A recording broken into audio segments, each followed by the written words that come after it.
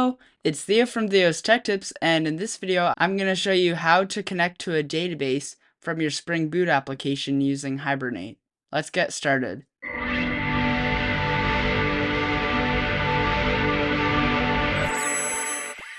So the first thing you want to do is to create a new project inside of your IDE. I'm going to call it Database Test.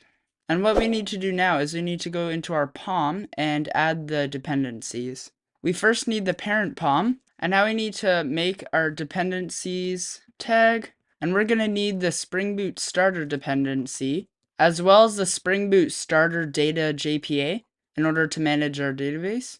And we're going to need the driver for our database of choice. Since I'm using a Postgres database, I'm going to be using the Postgres driver. And now we're going to click this refresh button.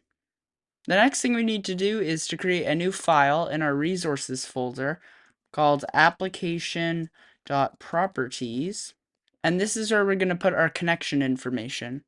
So we're going to need the JDBC URL of our data source, and it's going to be in this format. So it's JDBC, and then the protocol, and then the host, and the port, and the database name.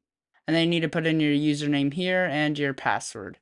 Now that that's done, we're going to change our main class into our Spring Boot application entry point. So we can annotate it with Spring Boot application and call the static method on Spring application as run application.class and args. If you're confused by this, make sure to check out my last video on Spring Boot where I detail how to set up a Spring Boot application.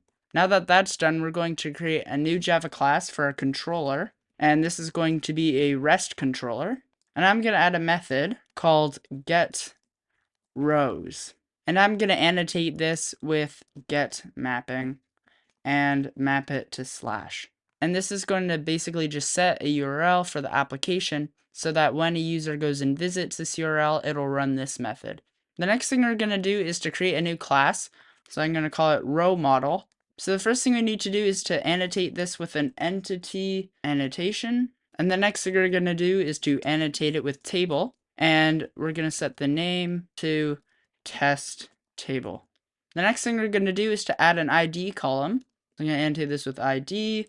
And we're going to add another annotation called generated value. And I'm going to set a generated value of generation type dot identity. And we can make a private long for an ID. Now we can start adding our columns. So I'm going to add a column annotation with the name of name. And I'm going to make a variable for a string and call it name. And I'm going to make another one with the name of email. Now what we need to do is to add a constructor to this method. And I'm going to add another one with the values. And we can also add some getters and setters. So the next thing you need to do is to create a repository, which actually takes care of managing our queries. And this is going to be an interface. And this is going to extend the JPA repository interface. And we're going to specify a type of row model and long, because that's what our ID is. So now we're going to add a method so that we can query some results from the table. So you can actually just let Hibernate create the query for you, but I prefer to use HQL. For those of you who don't know, HQL is basically SQL, but it's designed specifically for Hibernate. So I'm going to add a query annotation, and I'm just going to do a simple select statement. And this is going to return an array list of row model. The next thing that we need to do is to create a manager layer in between our repository and our controller. And the reason we're doing this is because repositories are interfaces. So if you want to add additional code, it's going to be really hard because you're going to have to put it in the controller in every single instance. So I would recommend creating a new layer and just call it table manager. And we got to put a component annotation on this. And this class is just going to contain a single method that will return an array list of row models. We need to auto-wire in our repository. So to do that, we're going to use an auto-wired annotation. And in getRows, we could just return repository.getRows.